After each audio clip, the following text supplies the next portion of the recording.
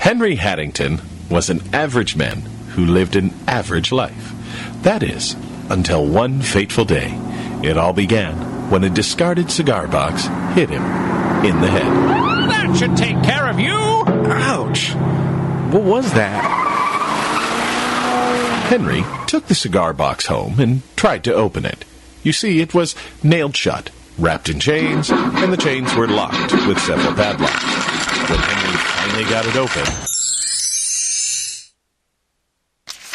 There, I finally got it open. A leprechaun jumped out. You've saved me life, and for that I'll be granting you 2 wishes, and be your eternal friend. 2 wishes, huh?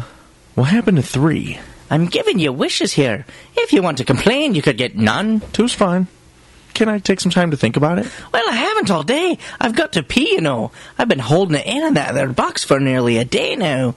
You're welcome to use my bathroom if you think you won't fall in. That's mighty kind of you, lad, but if you don't mind, I'll just be popping off. Popping off? That means I'm going home. But what about my 2 wishes? Once you've made up your blabbing mind, just say, I wish, and I'll pop back and grant you your wish.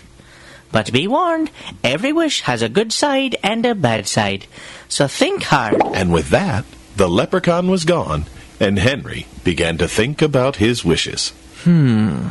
What should I wish for? After many hours, Henry came up with the perfect wish. Or so he thought. I've got it. I wish I had a hat that I could pull anything out of that I wanted. And I could use the hat as much as I wanted for as many things that I wanted. Granted. And with that, Henry Haddington was no more, but in his stead was the heroic Hatman. I'm Hatman. Wow, this is great. So, what's the bad side? The hat is now your head, and you can never go back to being Henry Haddington ever again. Oh well, I guess that's not too awful bad. I really hated my life anyhow. And for your second wish? I think I'll save that one for later. Now remember, you can never undo a wish, not even with another wish. So think about it harder, you stupid hat-head. Hatman was really excited about his new ability. I'm really excited about this new ability I have. You didn't need to say that, I already told them. Oh, sorry. Why don't you pull something out of your hat? Oh yeah, good idea. What shall I pull out of my hat? I suppose I could go for a good pastrami on rye right about now. The top of Hatman's head opens up like a lid. He reaches inside and pulls out a sandwich. Oh no, I don't have a mouth. How can I talk then? I suppose I'll pull a mouth out of my hat next. Hatman reaches into his head again, pulls out a ribbon, and wraps it around his hat, just above the brim. Wow, that was good. Leprechaun? Leprechaun. I wish... You wish for what, lad? Come on, I ain't got all day. Nothing. I just wanted to ask you a question. Well, what is it? I'm celebrating me freedom from that cigar box. And you're holding up the party. This won't take long. First, I didn't have a mouth, so I pulled one out of my hat, and I ate a sandwich. But my mouth doesn't move when I talk. It's just part of the bad side of your wish. Also, I must tell you that everything you pull out of that there hat you've got for a head, that'll have a bad side too. The pastrami was kind of bland. See? What did I tell you? Now I'm off to celebrate me freedom again. No more calling for me unless you've got a real wish, or I'll vex you. Well, what if I want someone to talk to? You could always talk to me. It's pretty boring, only being a disembodied voice. I'm the third-person omniscient point of view, you know? You're gonna be the third person I vex today, if you don't butt out. Okay. So, Hatman and the leprechaun fought for a while about who Hatman could talk to. Like I'm all that bad at company. And finally, the leprechaun had an idea that he hoped would get him back to his party. Why don't you just pull someone out of your hat and leave me alone? Some grateful leprechaun you are. Here I save you, and you promise to be my eternal friend and grant me 2 wishes.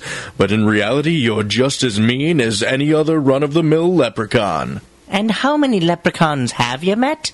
Well, you're just as mean as I've heard leprechauns can be. You take that back. I'm by far the meanest leprechaun. How do you think I got in that cigar box anyway? By being the sweetest puking leprechaun that ever walked the face of the earth? Well, I never thought of that.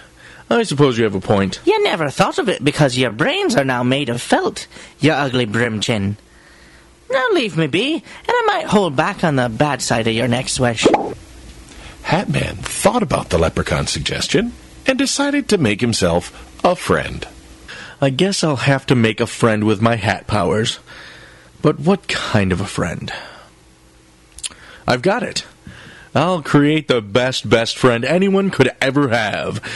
He'll kind of be like a dog, but he'll be able to talk. He'll also be like a zebra, so I can ride him for transportation. Zebras are cooler than horses, of course. His feet will be like flippers, so he can swim. And he'll have gills, too, if we ever want to go underwater. And he'll be able to go into space and breathe in space, too, in case we ever need to go into space. And he should be yellow with blue cow spots. And he'll be able to use the toilet, so I won't have to train him. And I'll call him Conglomerate. Or maybe just Glommo for short. Hatman opened the convenient hinge on the top of his head that was shaped like a hat, and a strange creature emerged. Mama? I'm not your mama. I'm Hatman, your creator. I ain't got no mama. No, I'm sorry you don't. But you've got me. Yeah? And who are you? Basically, I'm your mama. There's probably gonna be years of therapy in store for me, huh? Most likely, yes. But look at the bright side. You and I are going to be very best friends. What? You actually think I'm gonna be your friend after you made me like this? Look at me. I'm a complete freak. Going to space and underwater. Like I'd ever do that. I'm still not your friend. But I gotta use the can.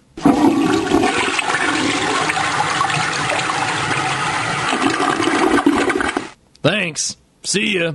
See ya never. Glommo flies out the window and runs down the street, Maybe I should have created him to remember to wash his hands. leaving his would-be best friend alone yet again. This is not turning out to be a good day. Well, I guess I could try to create a different friend, but I'll do that tomorrow. To be continued.